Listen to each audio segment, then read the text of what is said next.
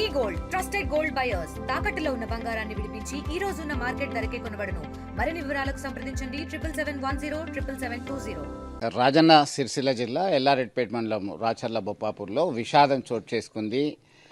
రమ్య కృష్ణహరి దంపతులకి వివాహమైంది. వీరి వివాహానికి గుర్తుగా పిల్లలు ఉన్నారు, చిన్నపిల్లలు. ఉపాధి నిమిత్తము ఆయన కృష్ణహరి దుబాయ్కి వెళ్ళాడు. ఈ క్రమంలో తరచూ ఈ మధ్యకాలంలో అత్తతో జరిగినటువంటి గొడవలు కావచ్చు, ఇంకేమో కావచ్చు, కారణం ఏదైనా సరే పిల్లల్ని స్కూల్కి పంపినటువంటి ఆ తల్లి పిల్లలు వచ్చేలోపే ఉరివేసుకొని ఆత్మహత్య చేసుకున్నటువంటి ఘటన కలకలం రేపుతుంది. ప్రస్తుతం మనం ఆ ప్రాంతంలో ఉన్నాము. ఇక్కడంతా కూడా విషాద ఛాయలు అనుకున్నాయి. భార్య మరణ వార్త తెలుసుకున్న తర్వాత భర్త ఆయన దుబాయ్ నుంచి రావడం జరిగింది. పోలీసులు రాహుల్ రెడ్డి, ఎల్లారెడ్డిపేట ఎస్ఐ రాహుల్ రెడ్డి రంగంలోకి దిగాడు.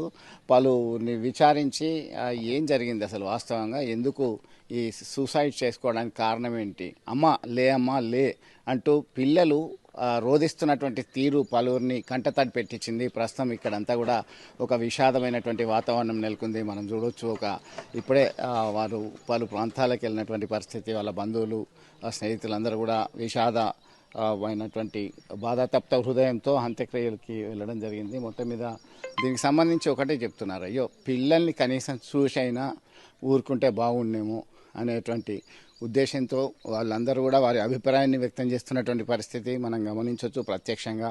ఇక్కడంతా కూడా ఏం జరిగింది అసలు, చిన్న పిల్లలు, వారికి ఏం జరిగిందో తెలియనటువంటి పరిస్థితి. నాన్న ఇక్కడ లేడు, అమ్మ ఇంటికి వచ్చేసరికి లేదు. ఈ క్రమంలో ఎట్లా ఉండబోతుంది పరిస్థితి అనేటువంటిది కూడా చాలా బాధాకరమైనటువంటి దృశ్యంగా భావిస్తున్నారు. కొంతమంది బంధువులు కూడా ఉన్నారు. అమ్మాయి ఏం జరిగింది అసలు, ఎప్పుడైంది ఇది విషయం, మీకు ఏమవుతారు? కుటుంబ వేధింపుతో చనిపోయింది. కుటుంబ వేధింపు ఎన్ని గంటలకైంది ఇది? 10 గంటలకు. 10 గంటలకైంది. అయితే చిన్న పిల్లలకి ఎన్ని సంవత్సరాలు ఉంటాయి? ఒక పిల్లాడు 6 సంవత్సరాలు ఉంటుంది, పిల్ల 8 ఉంటుంది, ఇంకో పిల్లగాడు 3 ఏళ్ళు. అంత 10 ఏళ్ళల్లో 3 పిల్లలు. పిల్లలు స్కూల్కి పోయారు.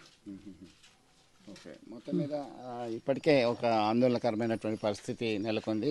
అమ్మ మీకు ఏమవుతారు? మీకు ఎప్పుడు తెలిసింది మీకు విషయం చెప్పండి. మొన్న 3 రోజులు అవుతుంది. 3 రోజులు అయిందా? అంటే ఏం జరిగింది అసలు, ఎందుకు ఇట్లా అయింది? మీతో వారు ఏమన్నా చెప్పుకున్నారా? ఏం చెప్పలేదు. రమ్య ఎప్పుడు చెప్పలేదు మీకు? ఏం లేదు, అత్త వాళ్ళ టార్చర్ అని తెలుసు అంతే. మీరు ఎక్కడ ఉంటారు? ఏ ఊరు? వీర్నపల్లి, వాళ్ళ అమ్మ వాళ్ళ. వీర్నపల్లి నుంచి వచ్చారు.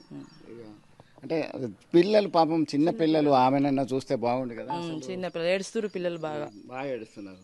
అసలు ఏమి తెలియదు, అసలు ఏం జరిగిందో తెలియదు. అమ్మ లే అనేటువంటి విషయం అయితే చాలా ఏం ఏడుస్తారు, లే అని ఏడుస్తున్నారు అంతే. ఇప్పటికీ అంతే ఉన్నది పరిస్థితి. ఇక ఏం జరిగింది అనేది వాళ్ళకి ఇంటోళ్ళకి తెలియాలి. ఓకే, మొత్తం మీద సమాచారం అందుకున్నటువంటి వెంటనే బంధువులు వచ్చేసిండ్రు. ఇక్కడ సిరిసిల్లలో పోస్ట్ మార్టం కంప్లీట్ అయిపోయిన తర్వాత ఇక్కడ స్వగృహానికి తీసుకురావడం జరిగింది. దీనికి సంబంధించి అయితే ఇక్కడ నిర్మానుష్యంగా ఉంది. మొత్తం మీద ఎవరు బావ అత్త, ఇద్దరు. అత్త అంటే మా చెల్లెనే. మీ సొంత చెల్లె? సొంత చెల్లె, మేనోళ్ళే. అదే టార్చర్ చనిపోయింది అంతే. అది టార్చర్తో ఆమె చనిపోయింది తెలియదు, వాళ్ళు చంపింది తెలియదు. ఈ ఊరికెర పరపద్దిగా వాళ్ళతో అదే వేధింపులో చనిపోయింది అంటారు. అంతే, చనిపోయింది తెలియదు, చంపింది. వాళ్ళు ఊరేసుకున్నట్టు ఫ్యాన్కు, దాని మీద ఏం రఫ్ వాళ్ళలేదు. ఫ్యాన్ కూడా ఏం రఫ్ వాళ్ళలేదు. దానికి దుమ్ము ఉంటే దుమ్ము కూడా పోలేదు. అంటే మీకు అంతకుముందు గొడవలు అవుతున్నాయి అది ఇదని చెప్పి అప్పుడప్పుడు కొట్టిర్రు. ఒకనాడు ఇంటికి మలేసి కొట్టింది మా చెల్లె. పంచాయతీ పెట్టినా? పంచాయతీ ఇంటికి పెద్ద మనసు దొరకొచ్చి పంచాయతీ అడిగిపించిండు. మళ్ళీ అడిగిపించినాక వారం రోజులకి ఈ పని. ఇప్పుడు పిల్లల పరిస్థితి ఎట్లా? పిల్లలను ఎవరు పోషిస్తారో ఎవరు రక్షిస్తారో మరి ఇక్కడ, మరి అక్కడ మా తమ్ముడు చేస్తారో మా మరదలు చేస్తారు. చిన్న పిల్లలు బాగా బాధ అంటే బాధ ఉంది. సో మొత్తం మీద ఇవి రమ్య మృతికి సంబంధించి అనుమానాస్పదంగా ఉన్నటువంటి పరిస్థితి అయితే మనం గమనించవచ్చు. పోలీసులు సమగ్ర విచారణ జరగాలి. గతంలో సైతం పలుమార్లు విచారణ జరిపినటువంటి పరిస్థితి. రాజన్న సిరిసిల్ల జిల్లా వీర్నపల్లి ప్రాంతానికి చెందినటువంటి రమ్యను ఇక్కడే రాచర్ల బొప్పాపూర్కి ఇవ్వడం జరిగింది. స్వంత మేనత్త ఆ, కుమారునికే ఇవ్వడం జరిగింది. అంటే దగ్గరి బంధువులు అయినప్పటికీ కుటుంబంలో జరిగినటువంటి కలహాలు కావచ్చు, ఇతరత్ర కారణాలు కావచ్చు, కారణం ఏదైనా సరే పిల్లల్ని చూసి అయినా ఆమె ఆత్మహత్య చేసుకోకుండా ఉంటే బాగుంటుంది. అసలు ఏం జరిగింది అనేటువంటి కోణంలో సైతం విచారణ జరుపుతున్నటువంటి పరిస్థితి అయితే ప్రత్యక్షంగా గమనిస్తున్నాం. ఇది ఇక్కడ తాజా అప్డేట్. రాజన్న సిరిసిల్ల జిల్లా ఎల్లారెడ్డిపేట మండలం రాచర్ల బొప్పాపూర్లో రమ్య కృష్ణహరి దంపతులు 3 పిల్లలు ఉన్నారు. ఏం జరిగిందో ఏందో తెలియదు కానీ 3 పిల్లల్ని స్కూల్కు పంపించింది. స్కూల్కు వెళ్ళి వచ్చేసరికి పిల్లలు అమ్మ మృతదేహంపై అమ్మ లే అమ్మ ఒక్కసారి లే అమ్మ అంటూ కంటతడి పెట్టి రోధిస్తున్నటువంటి తీరు పలువురిని కదిలించి వేసింది. ప్రస్తుతం వారి కుటుంబం దగ్గర ఉన్నాము. కొద్దిసేపటి క్రితమే అంత్యక్రియలు జరిగాయి. విషయం తెలుసుకున్న తర్వాత కృష్ణహరి వీరు దుబాయ్ నుంచి రావడం జరిగింది. ఏం జరిగింది అసలు, ఎప్పుడైంది, ఎప్పుడు తెలిసింది మీకు అసలు? మంగళవారం అయింది. మంగళవారం ప్రొద్దున అయింది. ఓకే. నేను బుధవారం నాడు వచ్చేసినాను, ప్రొద్దున వచ్చినట్టు. మీరు ఏం చేస్తారు? ఎన్ని సంవత్సరాలు అయ్యి దుబాయ్కి వెళ్ళి 17-18 సంవత్సరాలు అవుతుంది. అంటే ఇంతకుముందు ఏమైనా గొడవలు జరిగినా మీతోనేమన్నా రమ్య చెప్పిందా ఇట్లా నాకు ఇబ్బంది అవుతుంది? చెప్పలేదు. గొడవలు అంటే మా ఫ్యామిలీ పరంగా చిన్న చిన్న గొడవలు ఉన్నాయి అంతే. మరి ఏం చెప్పలేదు. నేను ఫోన్ చేస్తా, ఎవ్రీడే ఫోన్ చేస్తాను. మార్నింగ్ పిల్లలు స్కూల్కి పోయేదాకా వాళ్ళతో మాట్లాడిన తర్వాత మాట్లాడతా. మళ్ళీ నేను అడిగాను, అయితే కొంచెం డల్లుగా మాట్లాడే వరకు ఏమైందిరా అని అడిగితే ఏం లేదు బావా, నేను తర్వాత చేస్తుంది, తానం ఇట్లా చేసినాక ఫ్రెష్ అప్ అయి చేస్తా అని అన్నది. మళ్ళీ సరే తీయ అని నేను కాల్ కట్ చేసిన, ఆమెనే కాల్ కట్ చేసింది. తర్వాత నేను మళ్ళీ ఒక హాఫ్ అన్ అవర్కు మళ్ళీ నేను కాల్ చేశాను. అప్పుడు రెస్పాండ్ కాలేదు కాల్. అట్లనే ఎందుకు లావడతలేదని కంటిన్యూగా నేను చేశాను. మా పిల్లలు స్కూల్ నుంచి వచ్చే వరకు చేశాను. తర్వాత 1 గంటకు మా పక్కనున్న మా బంధువులను పొమ్మాను, ఇంటికి పోయి చూడండి పిలవండి అని, లేవలేదు అని చెప్పాను. ఆ టైంలో వాళ్ళు వచ్చారు, పిలిచారు, లేవలేదు. మళ్ళీ తర్వాత స్కూల్ నుంచి పిల్లలు 4:30కి వచ్చారు. ఆ టైంలో లేస్తుంది కావచ్చు అని పిల్లలు సుతక పిలిచారు. ఆ టైంకి సుతక లేవలేదు. అప్పుడు తర్వాత మా పిల్లలు మా వదిన గారు ఇంటికి పోయి అక్కడికి వెళ్ళి కిటికీలకి వెళ్ళి చూసే వరకే ఊరేసుకుని ఉన్నారు. ఇబ్బందికరమైనటువంటి పరిస్థితి. 3 పిల్లలు, అటు భర్త దుబాయ్కి ఉపాధి నిమిత్తం వెళ్ళినటువంటి పరిస్థితి. వీళ్ళంతా కూడా బాధాతప్త హృదయంలో ఉన్నారు. అసలు ఏం జరిగింది ఏంటి అనేది ఇప్పటికీ అంతుపట్టకుండా ఉంది. చిన్న చిన్న గొడవలు జరుగుతున్నటువంటి మాట వాస్తవమే. అయితే వచ్చేసరికి ఇంత అఘాయిత్యానికి పాల్పడుతుందని చెప్పేసి భావించలేదని చెప్తున్నటువంటి పరిస్థితి. మొత్తం మీద ఒకవైపు ఏం జరిగింది అనేటువంటి కోణంలో ఇప్పటికే పోలీసులు రంగంలోకి దిగారు, పలువురిని విచారిస్తున్నారు. అనుమానాస్పద స్థితిలో మృతి చెందినట్టుగా భావించి కేసు నమోదు చేయడం జరిగింది. పోలీసుల ఎంక్వైరీలో నిర్ధారణ జరిగేటువంటి అవకాశాలున్నాయి. మొత్తం మీద అన్యోన్యంగా కలిసి ఉండేటువంటి దంపతులు, వారి దాంపత్యానికి గుర్తుగా 3 పిల్లలు, వారి భవిష్యత్తు ఎలా ఉండబోతుంది, అసలు ఎందుకు ఇట్లా జరిగింది అనేటువంటి కోణంలో సైతం పలువురు చర్చించుకుంటున్నారు. పిల్లలనైనా చూడాల్సినటువంటి బాధ్యత ఉండే, ఇంత ఘాతకానికి ఎవరు పాల్పడ్డారు, ఇట్లా జరగాల్సింది కాదు అని చెప్పేసి శోకతప్త హృదయంతో ఆవేదన వ్యక్తం చేస్తున్నటువంటి పరిస్థితి అయితే మనం ప్రత్యక్షంగా చూస్తున్నాం. రాచర్ల బొప్పాపూర్లో ఎవరైతే అనుమానాస్పదంగా మృతి చెందిన రమ్య కుటుంబ సభ్యులు ఉన్నారు, విషయం తేలగానే అన్న వచ్చారు. పాపం విషాదమైనటువంటి దృక్పథంతో ఉన్నారు. ఇప్పుడే కొద్దిసేపటి క్రితం అంత్యక్రియలైనాయి. ఎక్కడ ఉంటారు మీరు? ఎప్పుడు తెలిసింది? మీ పేరు ఏంటి అసలు? నా పేరు చందు, మాది వీర్నపల్లి. అయితే నేను దుబాయ్ వలస వెళ్ళడం జరిగింది. నేను మొన్న సాయంత్రం డ్యూటీ చేసి రాగానే నాకు ఈ న్యూస్ తెలియడం జరిగింది. నేను అప్పటిదప్పుడే నేనంటే మా చెల్లి ఆమెకు చాలా ధైర్యవంతురాలు, ఎప్పుడు ఇలా చేసుకోదు. ఎందుకంటే ఇక్కడ ఎన్నో కలహాలైనాయి, గొడవలైనాయి. అయినా కూడా మేము సర్ది చెప్పి మరి సరే మంచిగా ఉండాలని చెప్పి అనుకున్నాం. కాకుంటే ఇలా అవుతుందని ఎవరు కూడా మేము ఎక్సెప్ట్ చేయలేదండి. ఎందుకంటే ఇలా అవుతుందని నేను కూడా అసలు అనుకోలేదు ఎన్నడూ. కానీ నేను ఇట్లా ఫోన్ చేసేసరికి నాకు మా ఫ్రెండ్స్ వేరే వాళ్ళు కూడా చెప్పారు, ఇట్లా పిల్లల్ని స్కూల్కి పంపిన తర్వాత ఆ లోపల గడియ పెట్టుకొని ఉరి వేసుకుందన్న ఒక అనుమానాస్పద ఆ దృష్టికి తీసుకొచ్చారు. కాకుండా దాని వెనక ఏముందనేది ఇంకెవరికి తెలియదు. కాకుండా దాన్ని పరిశీలించి దాని వెనుక అసలు ఎవరు కారకులు, ఎవరు అసలు ఏ విధంగా జరిగింది అనేది మనకు తెలియాలి సార్. ఎందుకంటే న్యాయం జరగాలి. మాకు ఏంటంటే మా చెల్లెకి న్యాయం జరగాలి సార్. ఇప్పుడు వాళ్ళకి కాకుండా మా వాళ్ళ పిల్లలకు వీళ్ళకి న్యాయం జరగాలి.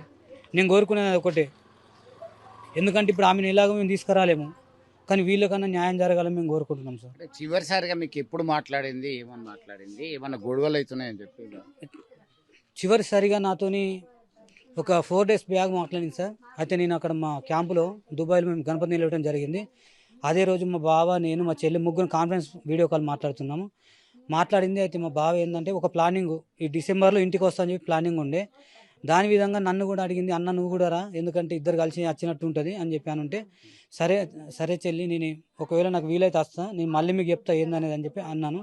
అదే నా లాస్ట్ మాటలు సార్, మళ్ళీ తర్వాత నేను చేయలేదు. మళ్ళీ ఇక్కడ ఈ బొప్పపూర్లో నిమజ్జనం రోజు నేను వీడియో చూసిన సార్. ఎక్కువ మనకు వీడియో సోషల్ మీడియా ఉంది కాబట్టి చూశాను. వాళ్ళు మా చెల్లి కనబడింది. అయితే నేనేమనుకుంటే మరి సంతోషంగానే ఉన్నారు కావచ్చు అని ఒక అపోహతోనే ఉన్నా. దాని తర్వాతనే ఒక 2 రోజుల తర్వాత ఇలా జరగడం చాలా బాధాకరం సార్, చాలా బాధాకరం సార్. ఇది నాకు చాలా అంటే చాలా బాధాకరం. ఇది తీరని లోటు నాకు. ఎందుకంటే నాకు ఉన్నదే ఒక చెల్లి, ఆమెను కూడా ఇలా చేయడం అంటే చాలా దురదృష్టకరం అని నేను భావిస్తున్నాను సార్. తగిన న్యాయం చేయాలని కోరుతున్నాను. ఏం జరిగిందో తెలీదు, చాలా సంతోషంగానే ఉన్నారని చెప్పేసి భావించాడు. అయితే సడన్గా ఇట్లా జరిగేసరికి ఏం జరిగింది, ఎట్లా చనిపోయింది, ఎందుకు చనిపోయింది అనేటువంటి వివరాలు పూర్తిగా తెలియనటువంటి పరిస్థితి, విషాదమైనటువంటి వాతావరణంలో మృతురాలి సోదరుడు ఉన్నటువంటి పరిస్థితి. వారి తండ్రి ఉన్నారు. మీ పేరేంది, ఏం జరిగింది మీకు? లింగం సారు, నాకు సాయంత్రం పూట మా అల్లుడు ఫోన్ చేసిండు. డోర్ తీస్తలేదట మామ, ఒకసారి ఇంటికి వచ్చి చూడిపో అంటే నేను వీరినపల్లి నుంచి వెంటనే వెళ్ళి వచ్చి చూసే వరకు ఏముంది, వచ్చే వరకు బాడీ ఉంది సార్. తీసిరు, ఊరి ఇప్పేసిరు, పోలీసు వాళ్ళు ఉన్నారు, బెడ్ మీద వండబెట్టిరు. నేను చూసే వరకు ఖాళీ బాడీ ఉంది. ఎవరిని అడిగిన నాకు ఏం సమాధానం చెప్పలేరు. మాకేం తెలియదు అంటే మాకేం తెలియదు అని అంటున్నారు. అప్పుడు జరిగింది కాదు, మాకు దాని గురించి తెలియదు. వచ్చే వరకు అది ఉంది. 5 నిమిషాలు కూడా కాలే, రాగానే ఆటోలో మాట్లా వేసిరు, తీసుకుపోయారు, సిరిసిల్ల తీసుకుపోయారు. ఎల్లిపేట స్టేషన్ నుంచి పోస్ట్ మార్టం సిరిసిల్ల తీసి విడిచిపెట్టి మళ్ళీ వచ్చి అప్పటికి ఇక్కడ ఉన్నా సార్. నాకు ఏది ఇంతకన్నా ఎక్కువ ఏం తెలియదు. ఇక మీకు ఎప్పుడు తెలిసింది, ఏమైంది? అప్పుడే ఇక మేమిద్దరం ఇంటికాడనే ఉన్నాం, మా ఇంటికాడ వీరినపల్లి కాడ. అప్పుడే సాయంత్రము పిల్లలు వచ్చినాకనే తలుపు తీస్తలేరు అంటే జ్వరం వచ్చింది కావచ్చు అని అనుకుని వచ్చినాం. ఆగం వచ్చేసరికి అంతమంది కట్టరు కట్టారు. వచ్చే వరకు నా బిడ్డను బెడ్ మీద వండబెట్టారు. ఇక అంతే కానీ అంతకు మించి మాకు ఏం తెలియదు. పిల్లల్ని అడిగిన ఏం చెప్పలేదు సార్, వాళ్ళకేం తెలుసు, వాళ్ళు బడికి పోయొచ్చు అంతే సార్, అంతకు ఏం తెలియదు. సో మొత్తం మీద కుటుంబ సభ్యులైతే ఆవేదన వ్యక్తం చేస్తున్నటువంటి పరిస్థితి. మా అమ్మ ఎప్పుడు ఎప్పుడు మాట్లాడింది? పొద్దున మాట్లాడలేదు. ఏమన్నది? మొత్తం స్కూల్కి పంపించిందా? పంపించింది, బాక్స్ పెట్టి పంపించిందా?